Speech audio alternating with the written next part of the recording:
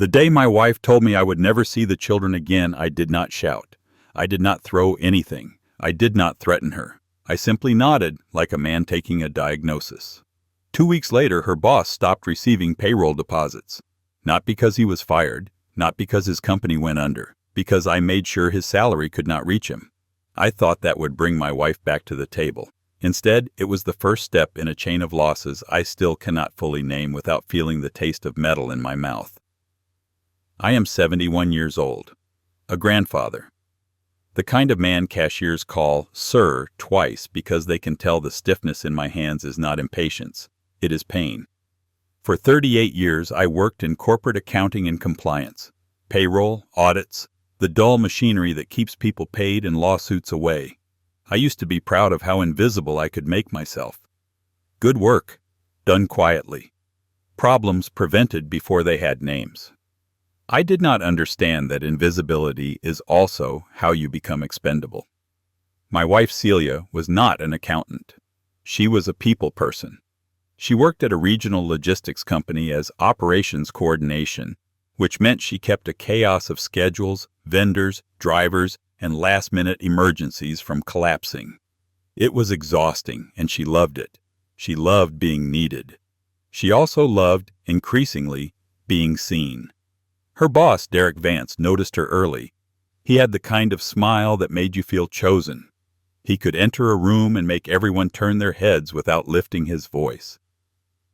In the beginning, I told myself he was simply a charismatic manager, the sort of man who shook hands, remembered names, and used a lot of praise because praise was cheaper than raises.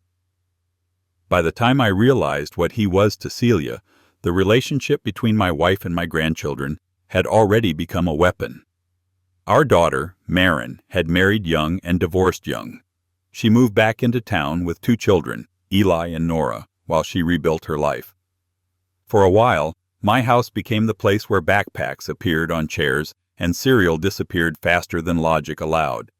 The kids ran through the hallway as if it belonged to them, and in a quiet way, it did. It was the best kind of noise. Then came the fracture. It did not announce itself with a single terrible argument. It arrived in small, reasonable-sounding decisions. A missed dinner. A busy weekend. A new boundary, spoken kindly, as if boundaries were always healthy and never punitive. Celia began to take more control of our time with the children. It was subtle at first. She would schedule things on days Marin asked for help. She would forget when we were supposed to pick them up from school. She would insist I was too tired to handle them, and if I pushed back, she would look at me with that brittle calm she had learned from her boss. I should have challenged it sooner. I should have recognized the pattern. Celia didn't want a fight. She wanted compliance. She wanted to decide what our family looked like, and she wanted to do it without appearing cruel. The breaking point came on a Tuesday in early fall, the kind of day that makes you think summer might come back if you're patient enough. Marin called me late morning. Her voice was thin. "Dad, can you take the kids overnight? Just tonight. I got called in. Emergency." I was already reaching for my keys when Celia appeared in the doorway of my study. She had been listening. Her phone was in her hand like a small, hard badge. "No," she said. I covered the receiver and asked, "What do you mean, no?" She looked at me as if I had asked why water was wet. "You don't make decisions alone." "They're my grandchildren." "And you are tired," she said. "You forget things. You leave the stove on. You fall asleep in chairs." None of that was true. I had arthritis and a stubborn spine, not dementia. I returned to the call and told Marin yes. Celia's eyes narrowed. She shook her head once, a small, final motion. When I hung up, Celia spoke in a voice that made the air feel refrigerated. "You're not taking them." I laughed because I did not understand that she meant it literally. "You don't get to do this," I said. "You don't get to decide I'm unfit because it's convenient."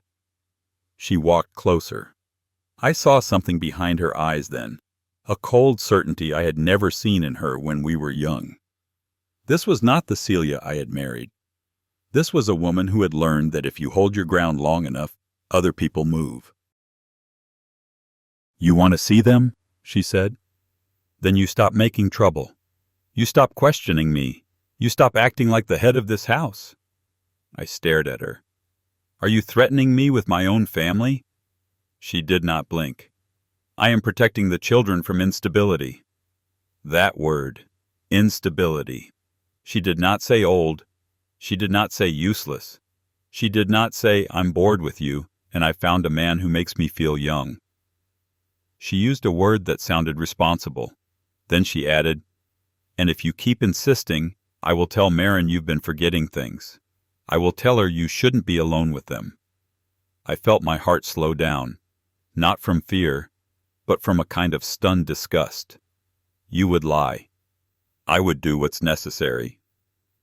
That was the first time I understood we were no longer married in the way I had thought we were. I was a variable she planned to manage. That afternoon, Marin arrived with the kids. Celia stood in the doorway smiling as if nothing was wrong. Eli ran into my arms so hard my ribs complained. Nora grabbed my hand and began listing what she wanted for dinner. Celia waited until Marin stepped inside. Then she put a hand on Marin's shoulder and guided her toward the kitchen, away from me, away from the children. They talked in low voices, too low for me to hear. And then Marin returned to the hallway with a different face. Her eyes would not meet mine. "Dad," she said, "it's okay. I'll figure something out. I'm sorry. Mom says—" Celia appeared behind her, still smiling. "We can't tonight. Your father isn't feeling well."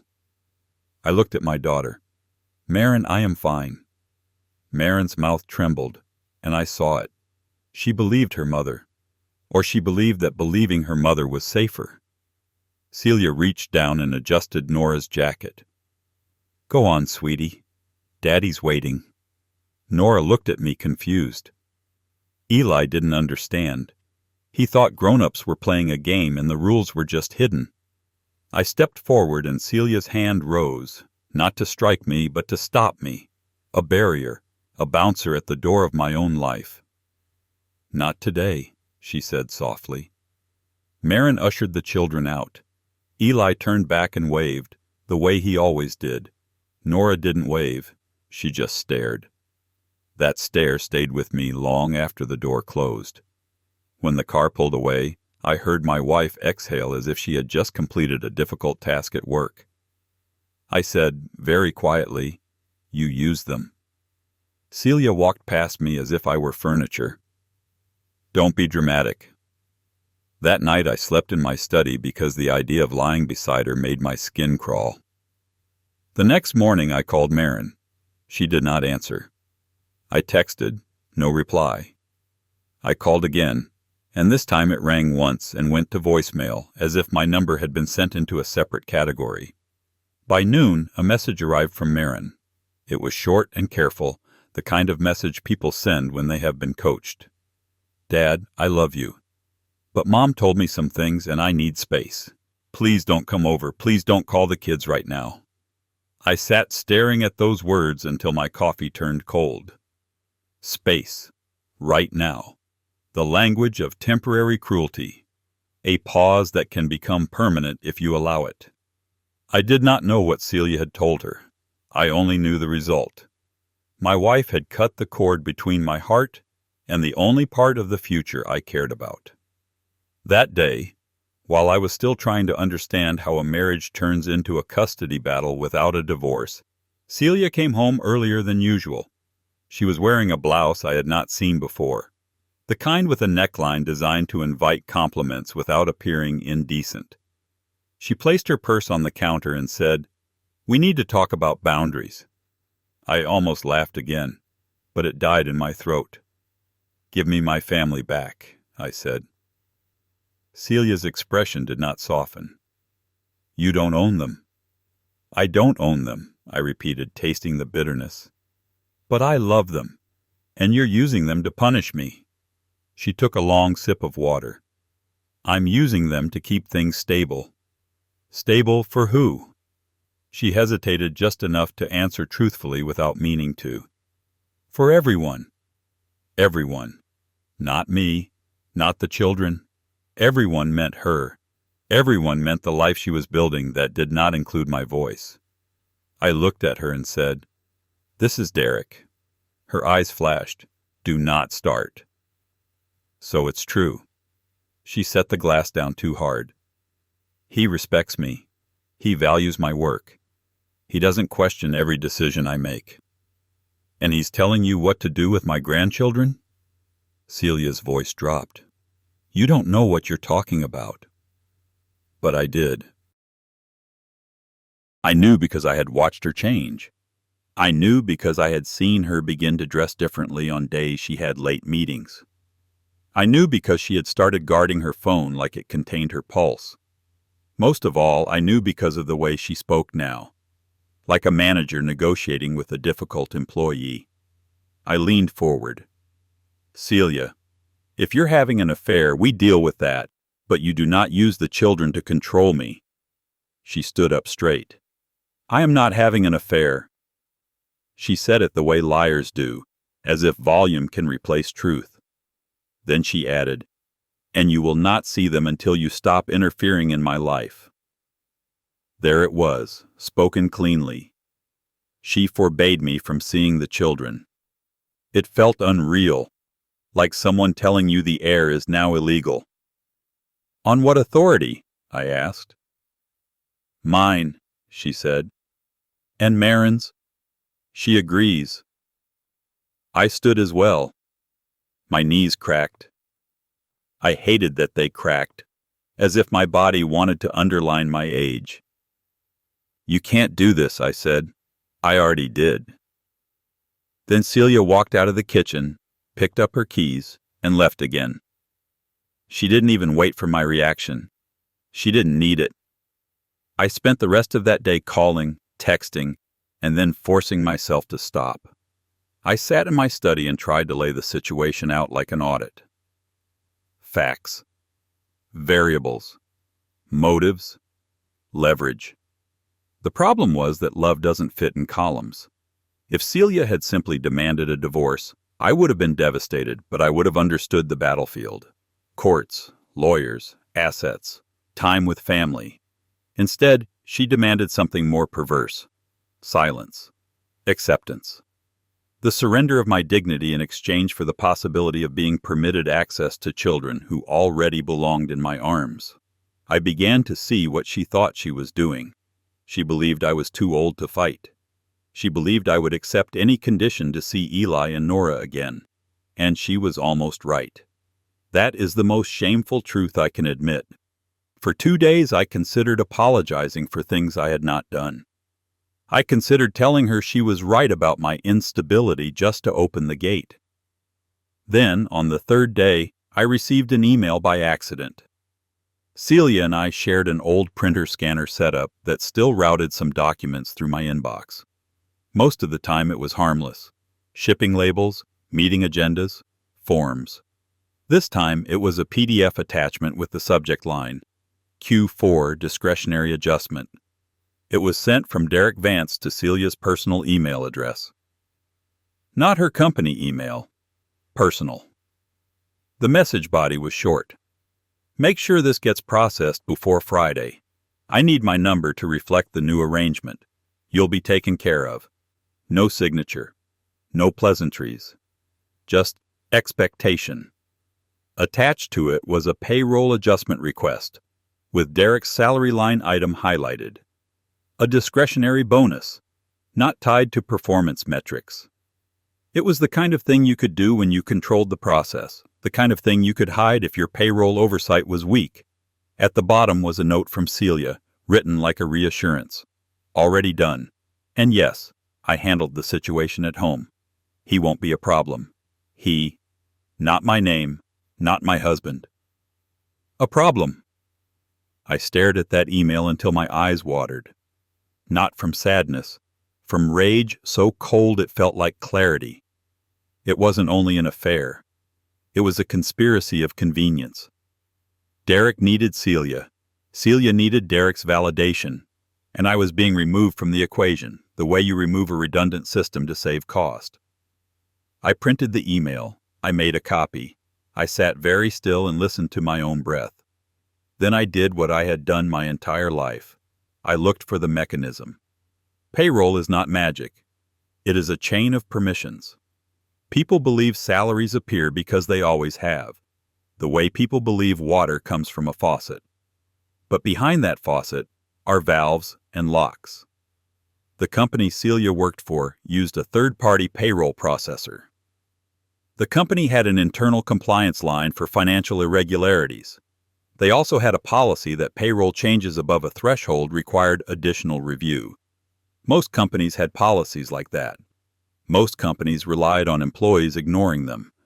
Derek's discretionary adjustment exceeded the threshold by a wide margin. Someone had to approve it or override the system.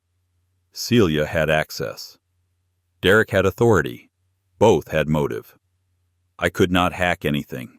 I did not need to. I knew from years in compliance that companies panic at one thing more than scandal, a credible allegation that could become a lawsuit. If I could put a spotlight on Derek's payroll adjustment in a way that triggered internal review, his deposits could be frozen until the review concluded. Weeks, months even, if lawyers got involved. I told myself it would buy time. I told myself it would force Derek to step back. I told myself Celia would see what she had done. But the real reason was uglier. I wanted to hurt the man who had taken my wife's mind and turned my grandchildren into bargaining chips. The next morning I drove to the company's headquarters. It was a glass building with a lobby designed to make you feel small. Security desk, polished floor, a wall with corporate slogans about integrity and teamwork. I wore a blazer because I understood optics. I carried a folder because I understood credibility. At the desk I said, "I need to speak with someone in compliance or HR. It's about payroll irregularities." The security guard looked at my folder and at my age and made a decision. "Do you have an appointment?" "No," I said, "but I have documentation that needs to be received." He made a call. A young woman appeared, badge clipped to her waist, expression polite and wary. She introduced herself as Nadine, HR coordinator. We sat in a small conference room that smelled like dry markers and false confidence. "What can I help you with?" Nadine asked. I placed the printed email on the table, along with the payroll adjustment request. "I received this by mistake," I said.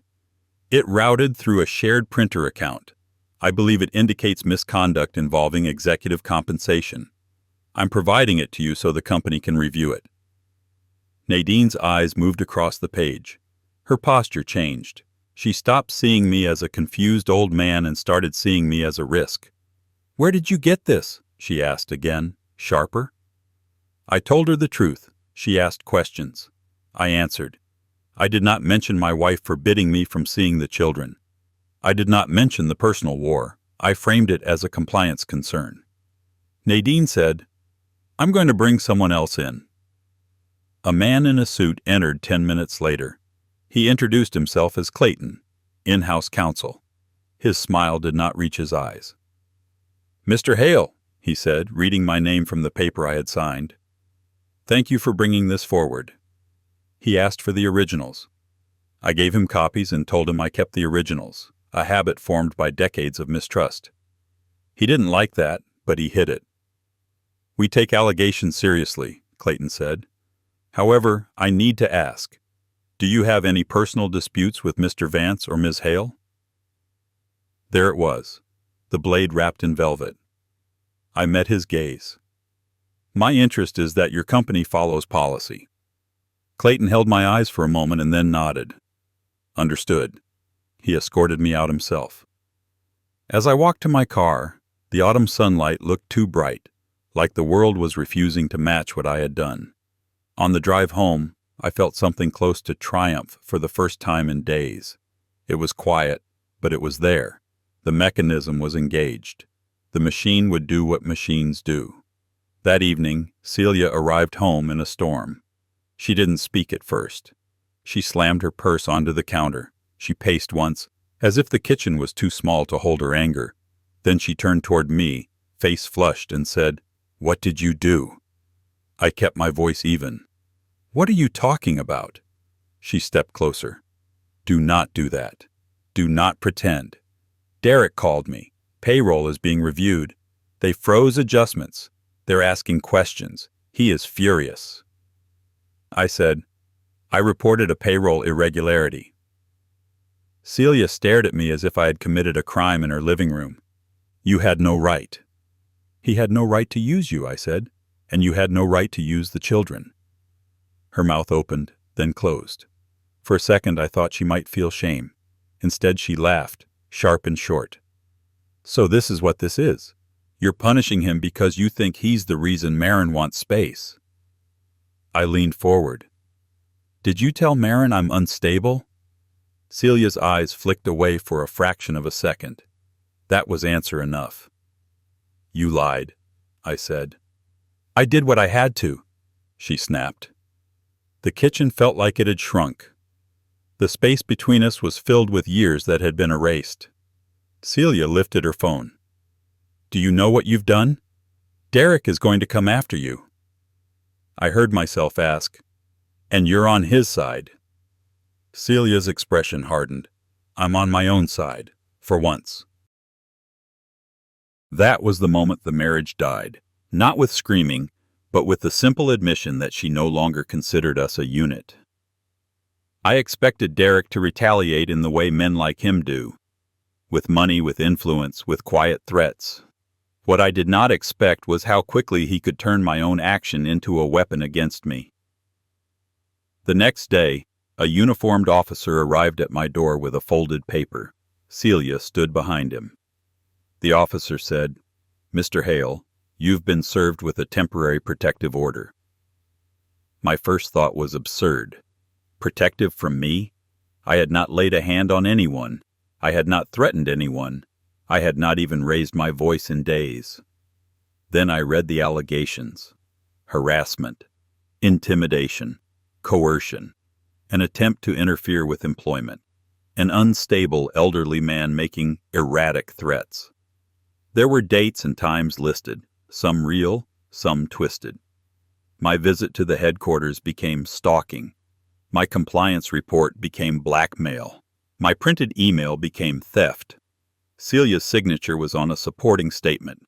The officer said, You must not contact Ms. Hale. You must not go within 100 yards of her workplace. You must not attempt to contact her supervisor, Mr. Vance. I looked at Celia. You did this. She didn't flinch. You did it to yourself. The officer said softer, Sir, do you have somewhere else to stay tonight? I stood in my own doorway, holding a paper that turned my home into someone else's territory. Celia, I said, tell him the truth. She looked at me the way you look at a stranger who is becoming inconvenient. The truth is you scare me. That was the sentence she chose, the sentence that would stick. Fear is a powerful claim. It makes people stop asking questions. I packed a duffel bag while she stood in the hallway watching. She didn't help. She didn't cry. She waited like a person waiting for a taxi. I took my medications, a few shirts, my folder of documents. I hesitated over a framed photo of Eli and Nora on my desk, then left it behind because I could not bear to carry it and still lose them. I slept that night in a motel near the highway. The room smelled like old carpet and bleach. Trucks moved past all night, the sound like distant surf. I stared at the ceiling and tried to understand how a man can be exiled from his own life with a signature and a phone call. 2 days later, I received a call from Marin. Her voice was tight. Dad, what is happening? I wanted to say, Your mother is lying. Your mother is using you. Your mother is choosing a man at work over your father. Instead, I said, I made a report at her job, and now she's escalated. Marin exhaled sharply. Mom says you're spiraling. I am not, I said, trying to keep my voice steady. Marin, listen to me. She is keeping the kids from me to control me. She said I can't see them until I stop interfering. There was a pause. Then Marin said quietly, "Dad, she said you've been forgetting things for months." My hand clenched around the phone. "Did she tell you that before she blocked me?" Another pause. "No." "Then why did you believe her now?" Marin's voice cracked. "Because she sounded so sure." Sure. That was all it took. I said, "Can I talk to Eli? To Nora?" Marin hesitated, and in that hesitation I heard the weight of fear. Fear of conflict. Fear of choosing sides. Fear of being cut off from her mother's support if she questioned her. "Not right now," she said. "Dad, I need you to calm down." Calm down. The command used on people who are being hurt, as if the pain is the problem, not the injury. I tried again. "Marin, please. Bring them to see me. Just for an hour. You can be there. We'll go to the park." She whispered, "Mom said if I do, she'll tell the court I'm putting them at risk." Court. My stomach went hollow. Celia was threatening her own daughter now, using the same weapon, the same word, instability. I hung up after a few more broken sentences. When the call ended, I sat on the edge of the motel bed and looked at my hands. They were the hands that had fixed bicycles, held newborns, built shelves, and signed school permission slips. They looked suddenly irrelevant. I could have hired a lawyer. I could have fought the protective order.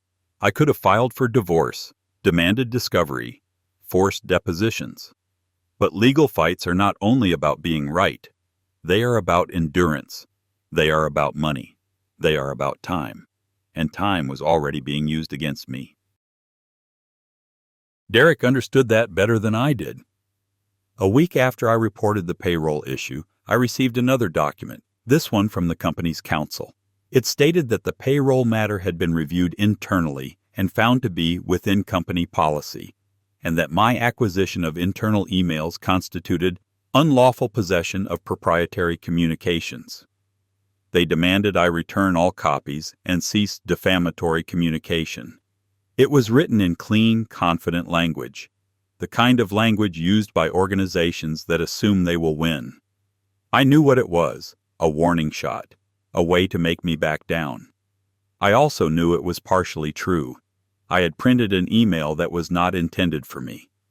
The fact that it arrived by misrouting did not protect me from accusations of misconduct. I called Clayton, the in-house counsel I had met. He did not answer. I left a message. No response. I called Nadine. She no longer worked in that capacity, the receptionist said. It was like watching a trail vanish behind you as you walk. The next day, my bank called.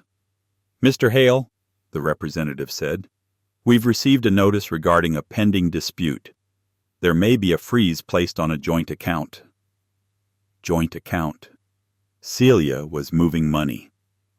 I drove to the bank and sat across from a young man in a tie that looked too bright. He spoke carefully, as if my age meant I might not understand. "Your wife has filed for separation," he said. "There are proceedings. Certain accounts are being restricted." Separation, not divorce. Separation is the limbo people use to control outcomes while pretending they are still fair. I asked, "On what grounds?" The young man slid a paper across the desk, citing safety concerns.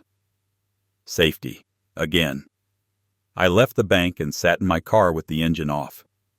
The world moved around me as if nothing had happened. People walked with groceries. A woman laughed into her phone. A child ran after a balloon. I realized then that Celia and Derek were not reacting emotionally. They were executing a plan. They had taken my action and reframed it into a narrative that made me dangerous. Once that narrative existed, every institution would default to caution, and caution would look like punishment. I decided foolishly that if I could expose Derek publicly, the narrative would collapse. If the truth came out, Celia's lies would become obvious. That is the mistake that cost me the last scraps of my reputation. I contacted a reporter I found online, someone who wrote about workplace misconduct. I sent a short email describing the situation, attaching the payroll adjustment request and the subject line of the misrouted email, careful not to include anything that could be construed as theft of data. The reporter replied 2 days later with a single question. Do you have corroboration from another source inside the company? I did not. I tried to get it.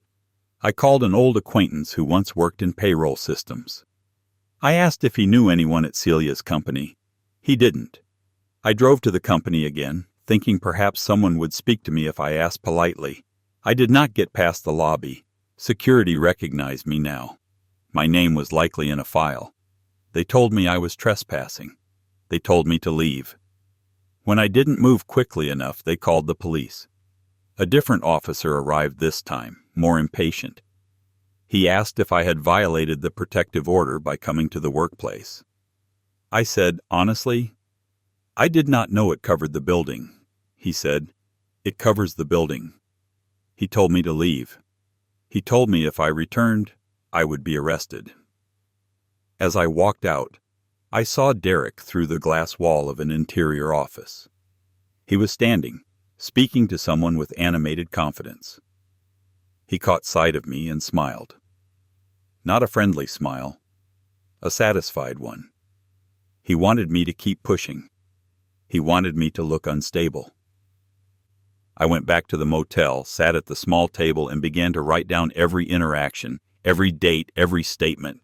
I told myself I was building a case. I told myself I was protecting myself. But the truth is, I was trying to build a structure strong enough to hold my collapsing life.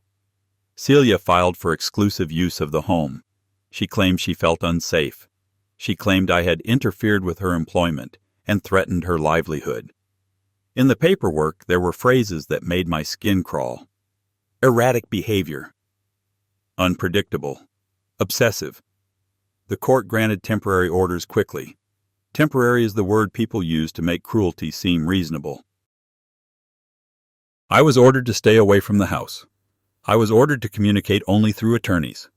I was ordered to have no contact with the children until the matter could be evaluated. Evaluated. They treated my love like a risk factor. I found a small apartment across town. It was quiet. Too quiet. The first night there, I woke up expecting to hear Nora's footsteps in the hallway and remembered, with a jolt, that there would be no footsteps. The silence was a kind of punishment. Weeks passed. Celia did not contact me. Marin did not contact me. I sent one letter to Marin, not accusing her, not blaming her, simply telling her I loved her, and I missed the children and I would be here when she was ready. It was returned unopened. At some point, the anger inside me began to curdle into something else, a dull, heavy resignation. Anger requires belief that things can change. Resignation is what happens when you begin to accept that they won't. Then came the criminal charge. It arrived by certified mail. A complaint filed by Derek Vance alleging that I had attempted to extort him by threatening to ruin him unless he stopped interfering with my family. It included a claim that I had stolen proprietary email communications and used them to pressure him. The absurdity of it made me laugh once, in my empty apartment. Then the laughter stopped because I understood something. It didn't matter if it was true. It mattered that it was plausible. A retired man. A protective order. A workplace visit. A payroll report. A boss with power. A wife willing to sign statements. A story could be made. And stories, once written in legal language, become reality. I hired a lawyer. I used retirement savings I had planned to leave to my grandchildren. Every payment I made felt like I was burning their future in front of my eyes. My lawyer was a practical woman named Denise. She did not promise miracles. She read the complaint, the protective order, the separation filings, and she sighed. "This is messy," she said, "and the problem is optics." "Optics," I repeated. "You look like a disgruntled spouse," she said gently. "They look like professionals protecting themselves." "But I have proof," I said. "The misrouted email, the payroll adjustment. Denise leaned back. Proof of what? A bonus request? That can be explained. The personal email? That can be framed as harmless. Your possession of it can be framed as misconduct. I stared at her, feeling something inside me collapse further. So, what do I do? We defend you, she said. We try to keep this from becoming a conviction, and we try to negotiate the family side separately. Negotiate, I said. How do you negotiate with someone who is lying? Denise paused. You don't. You survive them. Survive, not win. That word landed like a stone. The criminal matter dragged. Each court appearance was a small humiliation. I sat on a hard bench among strangers and felt my life being reduced to allegations on paper. Celia did not appear. Derek did not appear. Their lawyers did. Their lawyers spoke as if I were not in the room, as if I were an inconvenient file. The judge looked at me once, briefly, and then looked away. I saw in his eyes the exhaustion of a man who had heard too many stories. To him, I was another older man in a domestic conflict, another potential threat, another problem to be managed. At home, I watched videos of my grandchildren on my phone, old clips, Eli blowing out birthday candles, Nora dancing in the living room. I watched them until I couldn't breathe, then I stopped because it felt like self-harm. On the family side, the evaluation process moved slowly, as these things do. A social worker called me and asked questions about my temperament, my coping mechanisms, my relationship history. She asked if I had ever been controlling. I wanted to scream that I was the one being controlled. Instead, I answered calmly, because calm was my only defense now. Celia provided statements. Derek's name appeared nowhere, but his influence was woven into the fabric of everything. Celia's language sounded like it had been drafted. When the social worker asked why Celia believed I was unstable, Celia cited patterns of obsession, inability to let things go, and escalation. Escalation. She took my attempt to protect myself and turned it into pathology. Marin attended one meeting with the evaluator. She sat in the corner, arms folded tight, eyes tired. When I spoke, she stared at the floor. Afterward, I tried to approach her in the hallway, but Denise touched my arm and shook her head. The temporary orders said no contact. No contact. Not even a conversation in a courthouse hallway. The law had become a wall. Months went by. Derek kept his job. I learned, through a friend of a friend, that the payroll review had concluded quietly and that the bonus had been processed later under a different category. Celia remained employed. In fact, she received a promotion. Her title changed. Her salary increased. Her social media, which I checked once and then forced myself never to check again, showed pictures of her smiling at company events, dressed like someone who had stepped into a brighter life. And I became a man with a protective order and a pending criminal case. My lawyer negotiated a plea that would keep me out of jail, a reduction to a misdemeanor related to unlawful access of communications with probation and mandatory counseling. No admission of extortion, but enough to close the case. When Denise explained it, she watched my face carefully, as if she expected me to refuse out of pride. I asked, "If I fight, what happens?" She didn't hesitate. "You could lose, and if you lose, you could be labeled a threat permanently. You could lose any chance at supervised visitation later." So I agreed. I stood in court and said words that tasted like ash. I accepted responsibility for improper handling of communications. I apologized to the court. I was sentenced to probation. Derek never had to prove anything. Celia never had to answer for her lies. When I left the courthouse, my hands were shaking, not from fear, but from the realization that the system had not been designed to find truth. It had been designed to reduce risk, and I had been categorized as risk. After the plea, The family evaluation concluded that contact with the children could be considered in the future, contingent on continued stability, completion of counseling, and further review. In the future, not now. Celia used the evaluation like a victory banner. Marin accepted it because it allowed her to avoid choosing. The children, I later learned, were told that Grandpa is dealing with some adult problems and needs space. Space again. That word followed me like a ghost. I asked Denise if I could petition for supervised visitation. "We can," she said, "but it will be an uphill battle, and your plea doesn't help." Every path forward had conditions and costs: money, time, emotional endurance, and behind it all was Celia's quiet determination to erase me from the narrative. I tried counseling. I sat in a beige office and told a stranger about my grandchildren's laughter and my wife's cold eyes. The counselor nodded and asked me how I could accept what I cannot change. Accept. I wanted to tell him that acceptance felt like betrayal. One day, near the end of my probation, I saw Eli and Nora by accident. It was at a grocery store on a Saturday morning. I had gone early to avoid crowds. I was reaching for a loaf of bread when I heard a child laugh. It was Eli's laugh. I would have recognized it in a stadium. I turned, slowly, afraid that if I moved too fast it would vanish like a mirage. They were in the next aisle with Marin. Eli was taller.